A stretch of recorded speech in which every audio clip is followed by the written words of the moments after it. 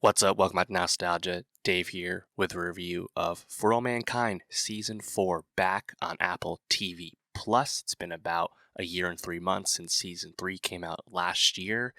And I think a lot of people that are watching For All Mankind agree that it's one of our underrated dramas, one of our underrated series we have on today.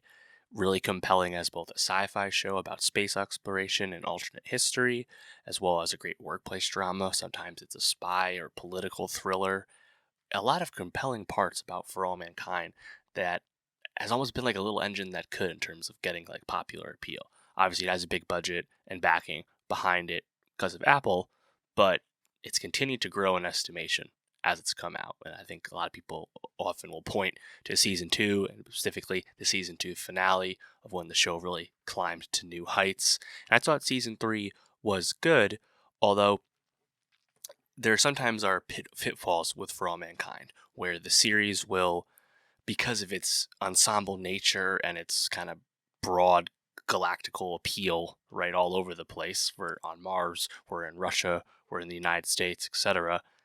A lot of plots, a lot of characters. And when things don't go well, that can detract from the series because you only have so much time with each plot. In season three, particularly the Danny Stevens stuff, not only was it not well liked, it was pretty bad as well. So thankfully, it seems like that stuff is in the past. And now, in terms of the characters, we're moved up to, I believe, 2003. We're continuing to jump decade by decade with this series.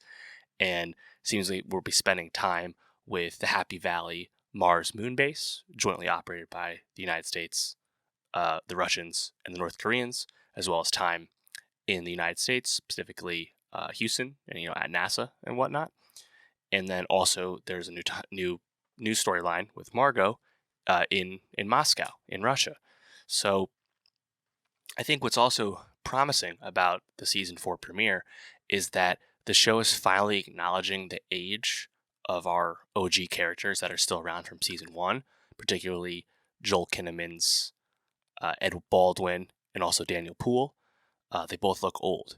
Joel Kinnaman in particular, they really made him up. He looks old, he looks gray, because this is a guy who was flying planes in the Korean War and is now on Mars in 2003. It's a bit of a leap, but I think nowadays we can just go with it because the show is at least acknowledging his advancing age.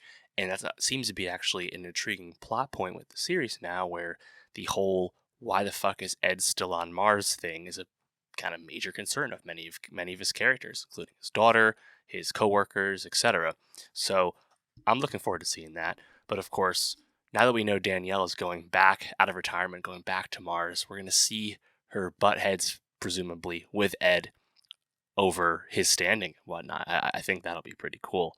But yeah, this is just such a fun show. I think when it sings, when it hums, it really nails what it's going for. It's a really rousing show, and at the end of the day, it's just so fun as an alternate history. Of course, the central conceit: what if the Soviets got to the moon first, and thus the space race never ended, and all of how that worked. With there's so many alternate history stuff that we get in the opening montage that came back with this first episode of season four, but also just intriguing parallels of the U.S. and the Soviets becoming more aligned, and the economy of the Soviet Union actually sustaining itself and blossoming, perestroika and stuff. It's all compelling from a history angle and stuff.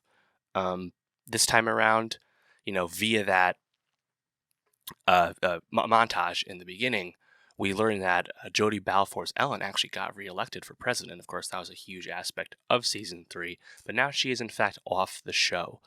Honestly, as much as I love Jodie Balfour's performance on For All Mankind, and she was a central part of the series earlier, now that she was kind of in Washington, and now we're to the point where she's post her second term, like when we're in the Al Gore presidency, it kind of makes sense that Ellen's not in the show anymore.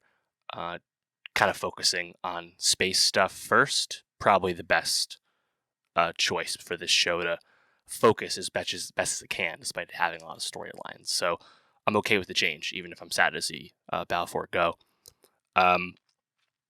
Yeah, I mean the big set piece in episode one regards the thought of orbitally mining an asteroid that got close to Mars, close to Happy Valley, and it seems like the economic benefits and pursuits by nations, NASA, Helios, etc., individuals, that seems to be a kind of central storytelling engine for all mankind in season 4.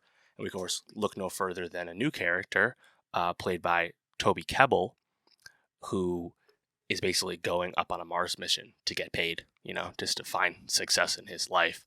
And it sounds like he will be a central character in some plots for the less famous individuals on the show.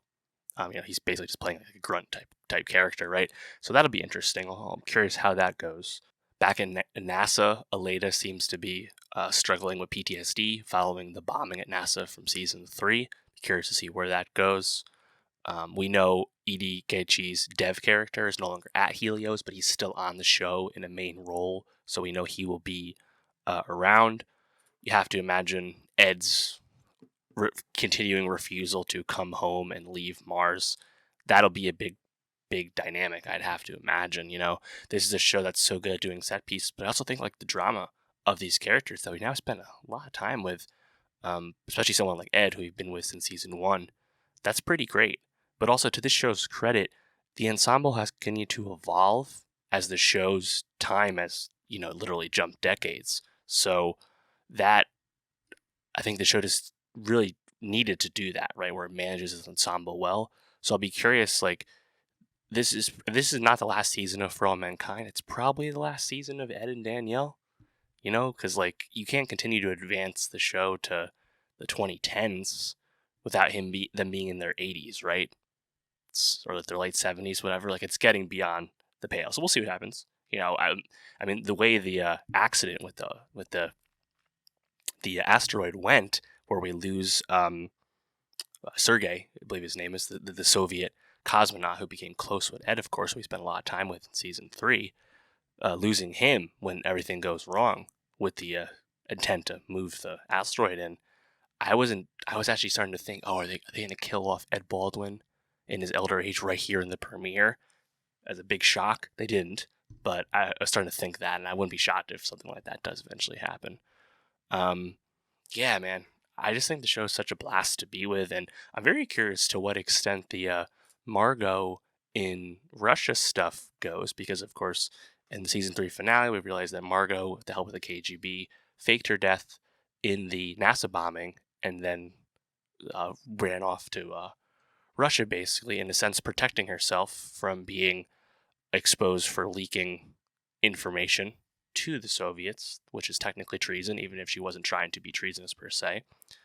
Now we're kind of in like an Americans plot, which is funny because Ren Schmidt, who plays Margot, was a handler character on the American series after all. So I'll be curious like what her role is regarding what she's up to in Moscow. That's basically a new plot that she will be carrying for the most part. Sounds intriguing, so I'm definitely invested in that.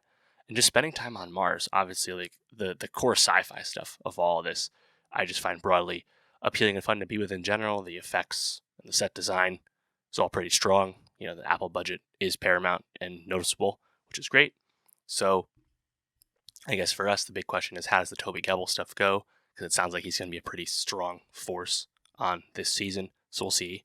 But yeah, For All Mankind, it's one of those, I think, really underrated dramas that people that have put the time into it, famously, you got to get through the first handful of season 1 episodes to really get on board. But the people that are on board are really on board. And I'm really looking forward to this season. So let me know how you're feeling about season 4 and For All Mankind in general. And for more TV reviews, subscribe, and I'll see you next time.